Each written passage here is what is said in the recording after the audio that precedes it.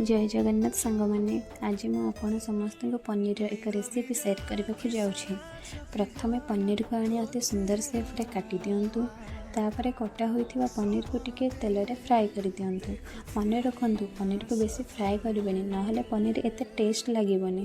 तापर पनीर किसी vegetable add करवा मुझे किसी पोटल आउ टमाटो नहीं आपड़ चाहिए से आलू भी ऐड करें कारण मुझे ऐड करें घरे आमर डायबिटीज लोक अच्छा यही सब वेजिटेबल काटी सारिबा परे मुझे तरकारी मसला प्रस्तुत कर देछि।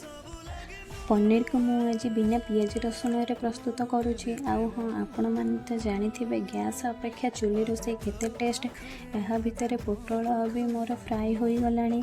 यापर मसला को एबे तेल रे पकाई टिके कषिदेवा। एथिरे मु कलर पाई हल्दी powder, Kashmir chilli powder, paneer masala आउ टिके राग पाई रेड चिली ऐड करिछि। रेड चिली पूरा ऑप्शनल अच्छी आपण चाहिए ऐड करें ना करें। एबे मो मसला कषि हो गलानी। एथिरे मु पोटल पकई दउछि आउ स्वाद अनुसार लुण ऐड करुछि। पोटल कषा हो गला परे सेथिरे मु पनीर पकई किछि पानी ऐड कर दउछि। पानी ऐड कर सारिबा परे एबे एहा को मु फुटिबा पई छाडी दउछि। एबे मोर पनीर प्रस्तुत हो गलानी।